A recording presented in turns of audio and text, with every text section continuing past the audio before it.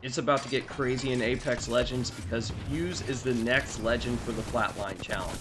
In this video, we'll be covering the new perks and some unique properties. I want to knock out this first perk because it's almost useless, Big Bang. This perk lets you see ordnance in death boxes and through walls. It may have some value in future game modes, but our next perk is the buff that Fuse needed, Scar Tissue. The Motherload no longer slows you and you take 50% less damage. This perk applies to both you and enemy Motherload.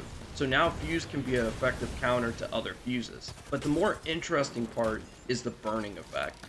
This is the penalty that you receive when you touch the fire on the ground. You can learn more about it in my Motherload tutorial, but to keep it simple, on unfortified targets, the burn effect initially does 35 damage, followed by 8 damage ticks for 5 seconds. That's going to total 75 damage.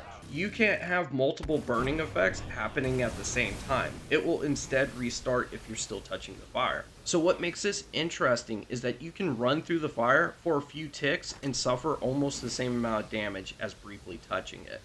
I still recommend getting out around the 3rd or 4th tick because 2 burning effects is going to be about 80 damage, even with Scar Tissue.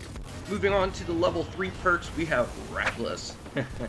Take 25% less explosive damage, and this does include knuckle clusters. This is going to be really useful for those close range spams. However, I still don't recommend eating arc stars or frags, because if you get caught in the inner blast radius, it's going to be 75 damage from frags and 50 damage from arc stars. Interesting side note, you don't get the knockback from frag grenades, but you still can get stunned by arc stars. I thought this would be my favorite perk, but our last option turned out way funner than expected, Knuckle Hustler. When your clusters get a hit, you get the double time speed boost like Bangalore. At first, I thought this was for hitting somebody directly with the cluster, but instead you get the boost each time your cluster does damage. Additionally, you can get multiple speed boosts from the same cluster as long as it's not hitting the same person. This is going to be really huge for closing the gap on teams. I'm super excited to see what kind of brawls we can do with these perks. Follow me for more Fuse clips and tips.